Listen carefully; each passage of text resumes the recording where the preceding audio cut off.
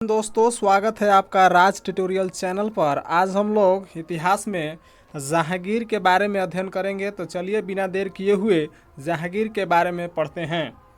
जहांगीर का जो कार्यकाल है वह 1605 ईस्वी से 1627 ईस्वी तक है। अकबर का उत्तराधिकारी सलीम हुआ, जो 24 अक्टूबर 1605 ईस्वी को नसरुद्दीन मोहम्मद जहांगीर बादशाही गाजी की उपाधि धारण कर गद्दी पर बैठा। यानी अकबर के बाद, ठीक ना, उसका उत्तराधिकारी कौन हुआ? तो सलीम हुआ, ठीक ना, जो 24 अक्टूबर 1605 ईस्वी को नसरुद्दीन मोहम्मद जहांगीर बादशाही गाजी की उपाधि धारण कर गद्दी पर बैठा। यानी कि सलीम का ही जो था उसी का नाम था क्या चीज़? जहांगीर। जहांगीर का जन्म जो है 30 अगस्त 1569 ईस्वी को हुआ था। जहांगीर का जन्म कब हुआ था? 30 अगस्त 1569 ईस्वी को हुआ था। अकबर ने अपने पुत्र का नाम सलीम सूफी संत शेख सलीम चिश्ती के नाम पर रखा था। और अकबर ने अपने पुत्र का नाम सलीम इसलिए रखा था, किसके नाम पर रखा था? तो सूफी संत शेख सलीम चिश्ती के नाम पर रखा था। जहांगीर को न्याय के जंजीर के लिए याद किया जाता है। यह जंजीर सोने की बनी थी, जो आगरा के किले के शाहबुर्ज एवं यमुना तट पर स्थित पत्थर के खंभे में लगवाई हुई थी। जहांगीर को किस लिए याद किया जाता है? तो न्याय के जंजीर के लिए याद किया जाता है। यह जंजीर जो बना हुआ था वह सोने की बनी हुई थी, जो आगरे के किले के शाहबुर्ज एवं यमुना तट पर स्थित पत्थर के खंभे में लगवाई गई हुई थी। जहांगीर द्वारा शुरू की गई तुझके जहांगीरी नामक आत्मकथा को पूरा करने का श्रेय मोतबिंद खां को है। जहांगीर ने तुझके जहांगीरी शुरू किया था, लेकिन वह पूरा नहीं कर सका। तो पूरा करने का जो श्रेय है वह किसका है? तो मोतबिंद खां को है, ठीक ना। याद रखिएगा दोस्तों, पूछ देगा कि तुझके जहांगीरी को आत्मकथा है किसकी, जो जहांगीर का, तो उसका पूरा करने का श्रेय किसे प्राप्त है? तो मोतबिंद खां को प्राप्त है। जहांगीर का सबसे बड़े पुत्र खुसरो ने 1606 ईस्वी में अपने पिता के विरुद्ध विद्रोह कर दिया। खुसरो और जहांगीर की सेना के बीच युद्ध जालंधर के निकट भैरावल नामक मैदान में हुआ। खुसरो को पकड़कर कैद में डाल दिया गया। हुआ क्या दोस्तों कि जहांगीर के जो बड़ा पुत्र था खुसरो, 1606 ईस्वी में उसने अपने पिता के विरुद्ध ही विद्रोह कर शुरू कर दिया। और खुसरो और जहांगीर के सेना के बीच जो है युद्ध जालंधर के निकट भैरावल में हुआ, इस मैदान में हुआ। और खुसरो जो है पराजित हो गया और खुसरो को पकड़कर कैद में डाल दिया गया। खुसरो की सहायता देने के कारण जहांगीर ने सिखों के 5वें गुरु अर्जुन देव को फांसी दिलवा दी। और खुसरो गुरु से गोविंदवाल में मिला था। खुसरो की सहायता देने के कारण गुरु सिखों के जो 5वें गुरु अर्जुन देव थे उसको फांसी दिलवा दिया। कौन? जहांगीर ने। और खुसरो से गुरु गोविंदवाल में मिला था, ठीक ना। जो खुसरो था वो अर्जुन से कहाँ मिला था? अर्जुन देव से तो गोविंदवाल में मिला था। अहमदनगर के वजीर मलिक अंबर के विरुद्ध सफलता से खुश होकर जहांगीर ने खुर्रम को शाहजहां की उपाधि प्रदान की। अहमदनगर के जो वजीर था मलिक अंबर के विरुद्ध जब युद्ध हुआ तो खुर्रम जो था, ठीक ना, उसकी सफलता जब देखा खुर्रम को, ठीक ना, तो उसको खुर्रम को कौन सा उपाधि दिया? शाहजहां की उपाधि दी। 1622 ईस्वी में कंधार मुगलों के हाथ से निकल गया। शाह अब्बास ने इस पर अधिकार कर लिया। और 1622 ईस्वी में क्या हुआ कि कंधार जो है मुगलों के हाथ से निकल गया और शाह अब्बास ने इस पर क्या कर लिया? अधिकार कर लिया। नूरजहां। चलिए अब नूरजहां के विषय में थोड़ा हम लोग जानकारी प्राप्त कर लेते हैं। ईरान निवासी मिर्जा गायस बेग की पुत्री नूरजहां का वास्तविक नाम मेहरुन्निसा था। 1594 ईस्वी में नूरजहां का विवाह जो है अली कुली बेग से संपन्न हुआ। जहांगीर ने एक शेर मारने के कारण अली कुली बेग को शेर अफगान की उपाधि प्रदान की। 1607 ईस्वी में शेर अफगान की मृत्यु के बाद मेहरुन्निसा अकबर की विधवा सालिमा बेगम की सेवा में नियुक्त हुई। सर्वप्रथम जहांगीर ने नौरोज त्यौहार के अवसर पर मेहरुन्निसा को देखा और उसके सौंदर्य पर मुग्ध होकर जहांगीर ने मई 1611 ईस्वी में उसने विवाह कर लिया। विवाह के पश्चात जहांगीर ने उसे नूर महल और नूरजहां की उपाधि प्रदान की। नूरजहां के सम्मान में जहांगीर ने चांदी के सिक्के जारी किए। नूरजहां जो थी, ठीक ना, उसका जो थी वह ईरान निवासी मिर्जा गायस की पुत्री थी। क्या थी? ईरान निवासी मिर्जा गायस की क्या थी? पुत्री थी, ठीक ना। और नूरजहां का वास्तविक नाम था मेहरुन्निसा, ठीक ना। 1594 ईस्वी में क्या हुआ कि नूरजहां का विवाह जो है अली कुली बेग से संपन्न हुआ। और जहांगीर ने एक शेर मारने के कारण अली कुली बेग को शेर अफगान की उपाधि प्रदान की। 1607 ईस्वी में शेर अफगान की मृत्यु के बाद मेहरुन्निसा क्या हुआ कि अकबर की विधवा सलीमा की बेगम की सेवा में नियुक्त हुई। जैसे ही अली कुली बेग की मृत्यु हो जाती है तो नूर जो मेहरुन्निसा जो थी वह अकबर की विधवा सलीमा की सेवा में नियुक्त हुई। सर्वप्रथम जहांगीर ने नौरेज त्यौहार के अवसर पर मेहरुन्निसा को देखा और उसके सौंदर्य पर क्या हो गया, मुग्ध हो गया। तो जब मुग्ध हो गया तो जहांगीर ने 1611 ईस्वी में उससे विवाह कर लिया। विवाह के पश्चात जहांगीर ने उसे नूर महल और नूर जहां की उपाधि दिया, यानी नूर महल और नूर जहां की उपाधि प्रदान की। और नूर जहां के सम्मान में जहांगीर ने चांदी के सिक्के जारी करवाए। और नूर जहां के सम्मान में जहांगीर ने क्या किया, तो चांदी के सिक्के जारी करवाए। जहांगीर ने गियास बेग को शाही दीवान बनाया और इतमाद उद दौला की उपाधि दी। जहांगीर के शासनकाल में ईरानियों को उच्च पद प्राप्त हुए, ठीक ना, चूँकि ईरान के थी तो मेहरुन्निसा, तो जैसे ही शादी किया तो वहाँ का जो था सबको उच्च पद दिया। जहांगीर के गियास बेग के शाही दीवान बनाया, ठीक ना, गियास बेग को क्या किया कि शाही दीवान बना दिया और उसको इतमाद उद दौला की उपाधि दी।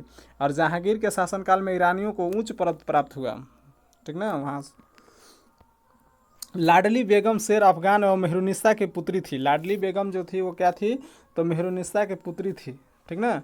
लाडली बेगम कौन थी, तो मेहरुन्निसा की पुत्री थी, ठीक ना, पुत्री थी, जिसकी शादी जहांगीर के पुत्र शहरयार के साथ हुई थी, ठीक ना। जिसकी शादी किसके साथ हुआ, तो जहांगीर के पुत्र शहरयार के साथ हुआ। जहांगीर का पुत्र कौन था, शहरयार। नूरजहां की माँ अस्मत बेगम ने गुलाब से इत्र निकालने की विधि खोजी थी। याद रखिएगा दोस्तों, नूरजहां की जो माँ थी अस्मत बेगम, ठीक ना, अस्मत बेगम ने क्या किया कि ये थी निकालने की जो विधि थे, गुलाब से जो इत्र निकालने की विधि थी वो किसने खोजा, तो अस्मत बेगम ने, ठीक ना, गुलाब से इत्र निकालने की विधि खोज की, जो कौन थी, तो नूरजहां की माँ थी। महावत खान ने झेलम नदी के तट पर 1626 ईस्वी में जहांगीर, नूरजहां एवं उसके भाई अस्मत खां को बंदी बना लिया था।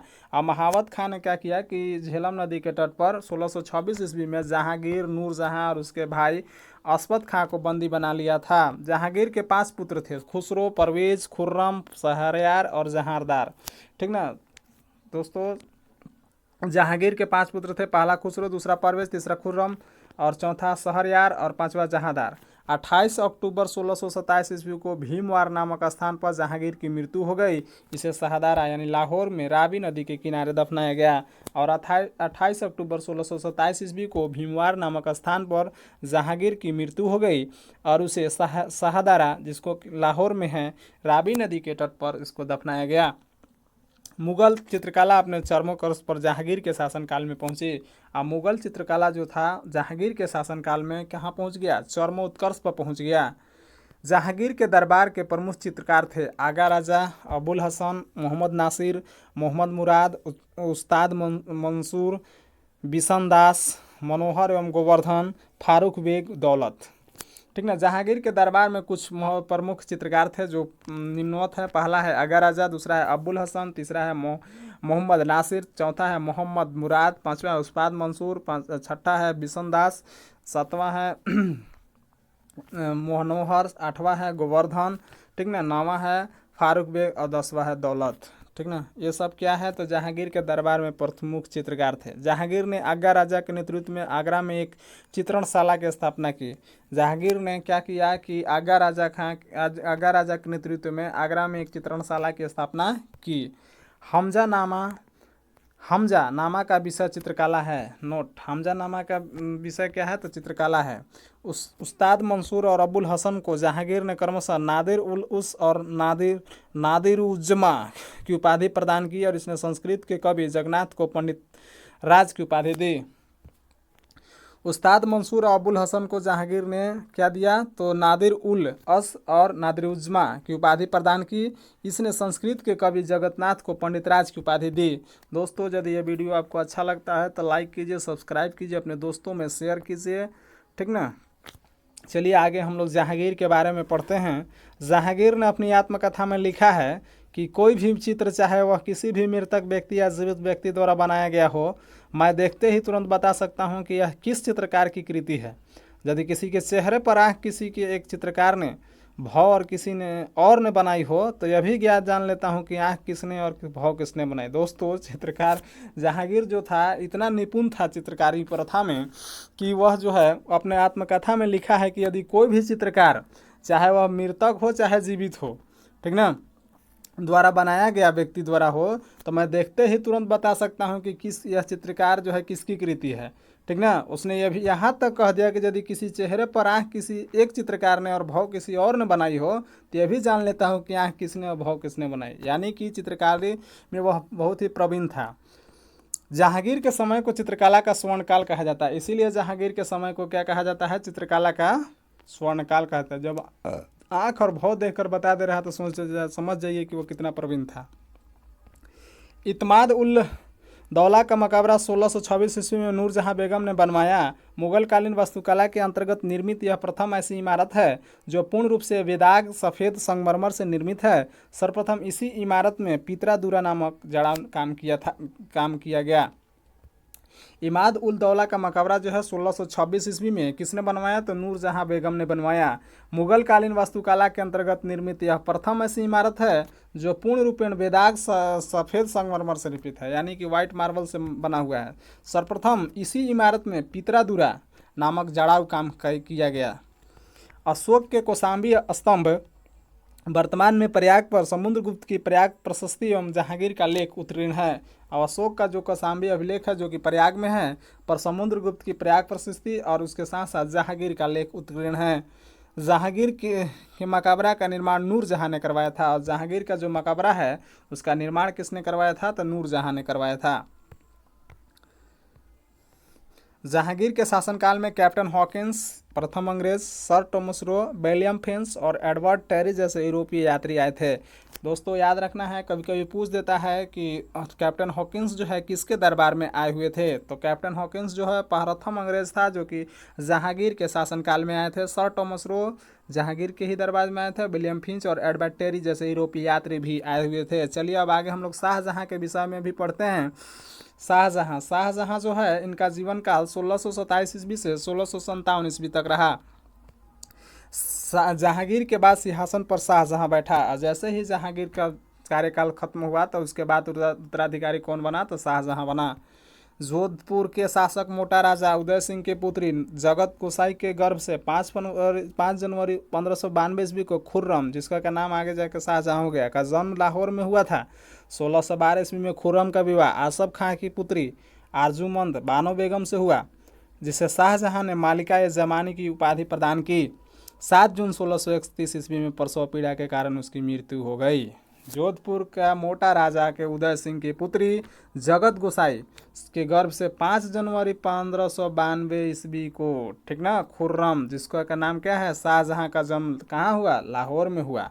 16 जनवरी 1612 ईस्वी में खुर्रम का विवाह जो है आसफ खां की पुत्री आरजूमंद बानो बेगम से हो गया, जिसे शाहजहां ने मालिका-ए-ज़मानी की उपाधि प्रदान की। और शाहजहां ने उसको कौन सा उपाधि दिया? मलिका-ए-ज़मानी। 7 जून 1631 ईस्वी में प्रसव पीड़ा के कारण यानी कि डिलीवरी केस में उसकी मृत्यु हो गई। 4 फरवरी 1628 ईस्वी को शाहजहां आगरा में अबुल मुजफ्फर साहबुद्दीन मोहम्मद साहिब कीरा-ए-सानी की उपाधि प्राप्त कर सिंहासन पर बैठा। और 4 फरवरी 1628 ईस्वी में शाहजहां ने आगरा में अबुल मुजफ्फर साहबुद्दीन मोहम्मद साहिब कीरा-ए-सानी, बहुत बड़ा नाम है जी दोस्तों, अबुल मुजफ्फर साहबुद्दीन मोहम्मद साहिब कीरा-ए-सानी की उपाधि प्राप्त कर सिंहासन पर बैठा। शाहजहां ने आसफाक खां को वजीर पद और महावत खां को खान खाना की उपाधि प्रदान की। शाहजहां ने आसफ खां को वजीर का पद दिया और महावत खां को खान खाना की उपाधि प्रदान की। इसने नूरजहां को 2 लाख रुपये प्रतिवर्ष की पेंशन देकर लाहौर जाने दिया, जहां 1645 ईस्वी में उसकी मृत्यु हो गई। इसने नूरजहां को क्या किया? 2 लाख रुपया प्रतिवर्ष पेंशन दे रहा था, ठीक ना, और कहाँ भेज दिया? लाहौर भेज दिया, जहाँ पर उनकी मृत्यु जो है 1645 ईस्वी में हो गई। अपनी बेगम मुमताज़ महल की याद में शाहजहां ने ताजमहल का निर्माण आगरा में उसकी कब्र के ऊपर करवाया। उस्ताद ईसा ने ताजमहल की रूपरेखा तैयार की थी और अपनी बेगम मुमताज़ महल, जिसे वह बहुत प्यार करता था, जिसकी याद में उन्होंने ताजमहल का निर्माण जो है आगरा में उसकी कब्र के ऊपर करवाया। और इसका जो डिज़ाइन जो है रूपरेखा उस्ताद ईसा ने तैयार किया था। ताजमहल का निर्माण करने वाला मुख्य स्थापत्य कला उस्ताद अहमद लाहौरी था। याद रखिएगा दोस्तों, कभी कभी पूछ देता है कि ताजमहल का निर्माणकार कौन था, तो पूछ देगा तो बताना होगा कि ताजमहल का निर्माण जो है वह किसने करा, तो उस्ताद अहमद लाहौरी था। मयूर सिंहासन का निर्माण शाहजहां ने करवाया था। इसका मुख्य कलाकार बेबादल खां था। शाहजहां के सिंहासन के पीछे पितारा दुर्ग के जड़ाऊ काम की एक श्रृंखला बनाई गई थी, जिससे पौराणिक यूनानी देवता ऑर्फियस को वीणा बजाते हुए चित्रित किया गया है। और मयूर सिंहासन का निर्माण किसने कराया था, तो शाहजहां ने करवाया था। और इसका मुख्य कलाकार कौन थे, तो बेबादल खां था। और बादशाह के सिंहासन के पीछे पितारा दुर्ग, ठीक ना, पितारा दुरा जो है जड़ाऊ काम की है श्रृंखला बनाई गई थी, जिससे पौराणिक यूनानी देवता ऑर्फियस को बीणा बजाते हुए चित्रित किया गया है। शाहजहां के शासनकाल को स्थापत्य कला का स्वर्ण युग कहा जाता है। और शाहजहां का जो पीरियड है उसको क्या कहा जाता है, स्थापत्य कला का स्वर्ण युग कहा जाता है, ठीक ना। शाहजहां द्वारा बनवाई गई प्रमुख इमारतें हैं दिल्ली का लाल किला, दीवाने आम, दीवाने खास, दिल्ली का जामा मस्जिद, आगरा का मोती मस्जिद, ताजमहल एवं लाहौर किला स्थित शीश महल आदि, ठीक ना। ताजमहल ने कौन कौन सी बनवाई इमारतें, तो दिल्ली का लाल किला, ठीक, दीवाने आम, दीवाने खास, दिल्ली का जामा मस्जिद, आगरा का मोती मस्जिद, ताजमहल, लाहौर किला स्थित शीश महल। हुमायूं के मकबरा को ताजमहल का पूर्ववर्ती माना जाता है। और हुमायूं का जो मकबरा है उसको ताजमहल का क्या माना जाता है, पूर्ववर्ती माना जाता है। शाहजहां ने 1632 ईस्वी में अहमदनगर के मुगल साम्राज्य में मिला लिया। शाहजहां ने क्या किया कि 1632 ईस्वी में अहमदनगर को मुगल साम्राज्य में मिला लिया। शाहजहां ने 1638 ईस्वी में अपनी राजधानी को आगरा से दिल्ली लाने के लिए यमुना नदी के दाहिने तट पर शाहजहानाबाद की नींव डाली। शाहजहां ने क्या किया कि 1638 ईस्वी में अपनी राजधानी आगरा से कहाँ ले गया, दिल्ली लाने के लिए यमुना नदी के दाहिने तट पर शाहजहानाबाद की स्थापना नींव डाली, यानी नया शहर बसाया। आगरे के जामा मस्जिद का निर्माण शाहजहां के पुत्री जहां आरा ने करवाई। और आगरा का जो जामा मस्जिद है उसका निर्माण शाहजहां की पुत्री जहां आरा ने करवाई। शाहजहां के दरबार के प्रमुख चित्रकार मोहम्मद फ़कीर और मीर हासिन थे। और शाहजहां के जो दरबार में प्रमुख चित्रकार रहते थे उसमें मोहम्मद फ़कीर और मीर हासिन शामिल थे। जहांगीर के दरबार में वंशीधर मिश्र और हरिनारायण मिश्र नाम के दो संस्कृत के कवि थे। याद रखिएगा दोस्तों, ठीक ना। शाहजहां के दरबार में वंशीधर मिश्र और हरिनारायण मिश्र दो संस्कृत के कवि थे। चलिए आगे और हम लोग शाहजहां के विषय में पढ़ते हैं। दोस्तों, यदि ये वीडियो आपको अच्छा लगता है तो लाइक कीजिए, सब्सक्राइब कीजिए, अपने दोस्तों में शेयर कीजिए और बेल घंटा को ज़रूर दबाइए ताकि आने वाले वीडियो जैसे ही अपलोड हो तो आपके पास पहुंच सके।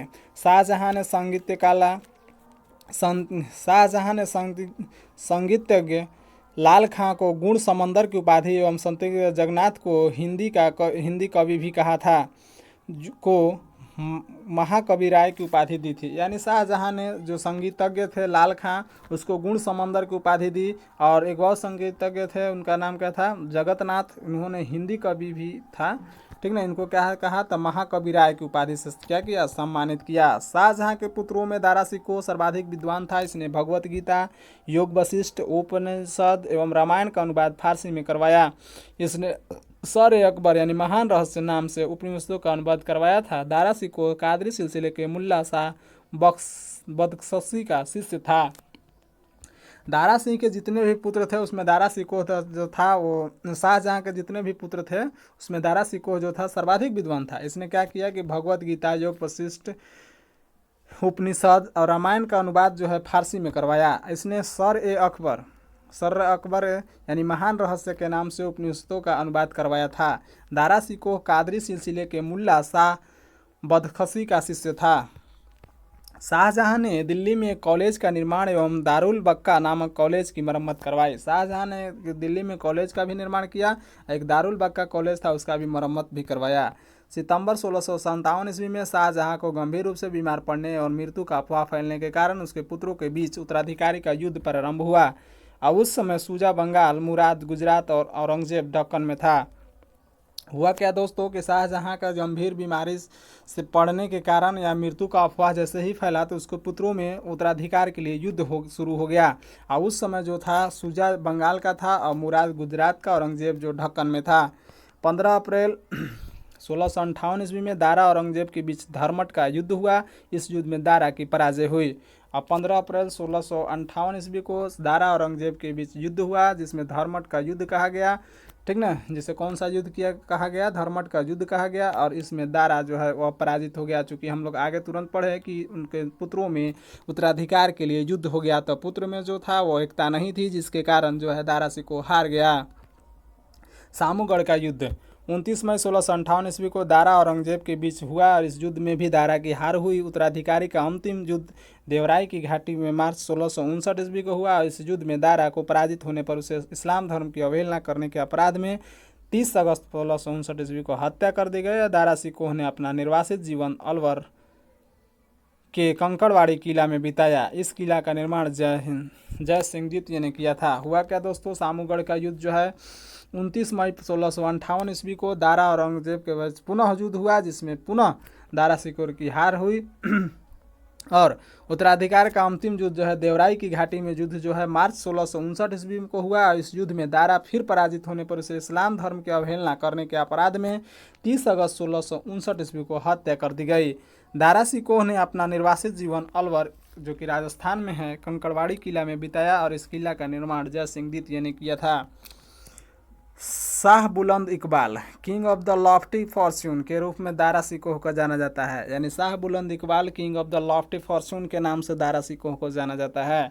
8 जून 1658 ईस्वी को औरंगजेब ने शाहजहां को बंदी बना लिया और आगरा के किले में अपने कैद जीवन के 8वें वर्ष अर्थात 22 जनवरी 1666 ईस्वी को 74 वर्ष की अवस्था में शाहजहां की मृत्यु हो गई। दोस्तों 8 जून 1658 ईस्वी को औरंगजेब ने क्या किया कि शाहजहां को बंदी बना लिया और आगरा के किले में अपने कैद कर दिया और 8वें वर्ष में 22 जनवरी 1666 ईस्वी को 74 वर्ष की अवस्था में शाहजहां की मृत्यु हो गई। दोस्तों नेक्स्ट दिन हम लोग औरंगजेब के बारे में पढ़ेंगे। दोस्तों यदि यह वीडियो आपको अच्छा लगा तो लाइक कीजिए, सब्सक्राइब कीजिए, दोस्तों में शेयर कीजिए। वीडियो देखने के लिए धन्यवाद।